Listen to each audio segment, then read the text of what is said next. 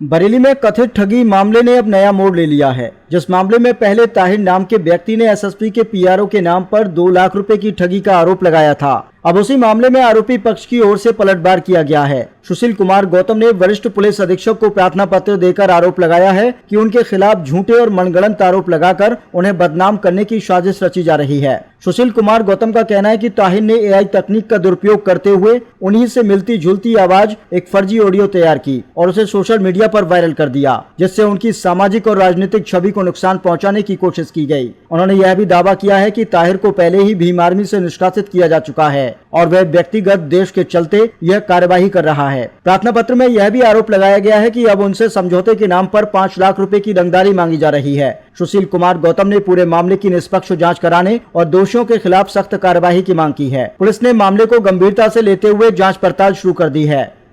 मेरा नाम सुशील गौतम है, मैं भीम आर्मी का मंडल अध्यक्ष बरेली मंडल। क्या कहना चाहते हैं? ये देखिए कि कुख्यात अपराधी है और ये अपराधी को यकीन नहीं किया जा सकता क्योंकि वो पहले से वंचित है मामलों में, और वो एआई द्वारा बनाया गया, मेरे पे झूठा इल्जाम लगाया गया, झूठा आरोप लगाया गया। और वो 5 लाख रुपए की पूर्व में 4 महीने से मांग कर रहा था। तो मैंने कहा मैं कोई अपराधी नहीं, ना मेरा कोई बेटी है, तू जाके एसपी साहब से किसी से मिलो और उसकी निष्पक्ष जांच होगी, जो भी पुलिस जांच में पाएगी उसको दोषी पाएगी। वो आरोप लगा रहे हैं कि ऑडियो उसके बाद है कि जी पैसे दिए गए, और मैंने भी सुना है, अभी सोशल मीडिया पे चल रहा है, तो वो मेरा कोई ऑडियो नहीं, ना ही मेरी कोई आवाज। आरोप जो लगे वो निराधार आरोप है और एक अपराधी आरोप लगा रहा है। ये तो आप पत्रकारों में महोदय से ज्यादा कौन जानता होगा। मैं उससे मिला, साहब से मिला है, अशोक शिवम से, उन्होंने आश्वासन दिया है कि इस पर निष्पक्ष जांच होगी और कार्रवाई होगी। मेरी तरफ से एफआईआर के लिए उन्होंने कहा है कि ताहिर के खिलाफ एफआईआर दर्ज। मेरा नाम विकास बाबू एडवोकेट है, प्रदेश महासचिव हूँ भीम आर्मी उत्तर प्रदेश का। क्या मामला है जो आपसे जो है पैसे लेने का, ठगी करने का आरोप लग रहा है? क्योंकि ऐसा है, मैं आपको इस मामले की पूरी सच्चाई बताता हूँ।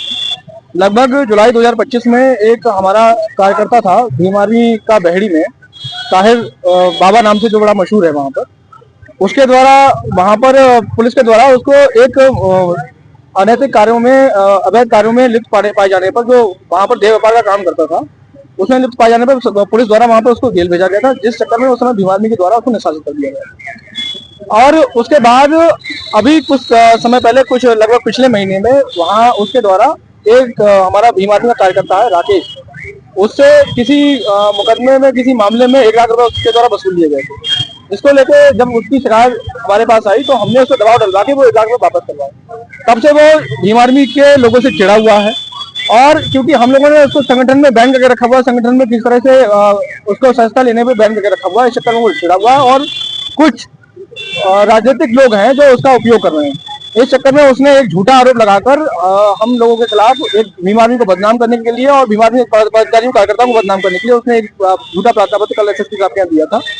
आज उस संबंध में हम एसएसपी साहब से मुलाकात हम लोगों की हुई और एसएसपी साहब को पूरे एविडेंस के साथ में, जो जितने उसने आरोप लगाए हुए हैं उन सब एविडेंस के साथ में, और जो वो कर रहा है वहां पर, उसके खिलाफ हमने तमाम एविडेंस दिए हुए हैं एसएसपी साहब को, और एसएसपी साहब ने हमें आश्वासन दिलाया कि उसके खिलाफ सख्त कार्रवाई की जाएगी।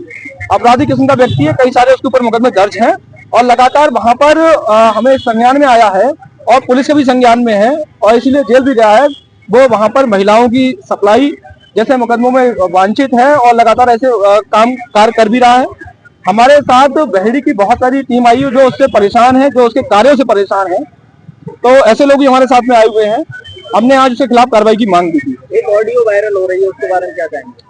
उस ऑडियो को मैंने सुना है, उस ऑडियो को भी कल पत्रकार साथी द्वारा मुझे बताया गया कि ऐसा ऐसा मामला, क्योंकि मुझे जानकारी पत्रकार साथियों से कल हुई थी, उनका मैं आभार करना चाहूंगा। तो कल ऑडियो जब हमने सुनी तो ऑडियो ऐसा लग रहा कि ऑडियो में टेम्परिंग की गई है और साथ ही साथ में ऐसा लग रहा है कि ऑडियो वो एआई जनरेटेड है।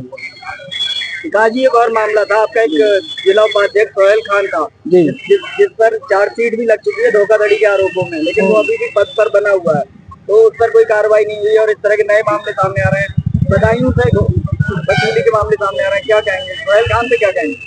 देखिए, बहुत सारी चीजें अभी इस समय लगातार भीम आर्मी के खिलाफ साजिश की जा रही है और तमाम ऐसे मामलों में, कुछ मामलों में जांच भी की गई। जांच के द्वारा, जांच कमेटी द्वारा ये पाया गया कि उसमें उसकी संलिप्तता नहीं थी या थी भी, तो उसके बारे में कोई हमें एविडेंस नहीं मिला, जिस कारण वो अभी भी पद पे बना हुआ है।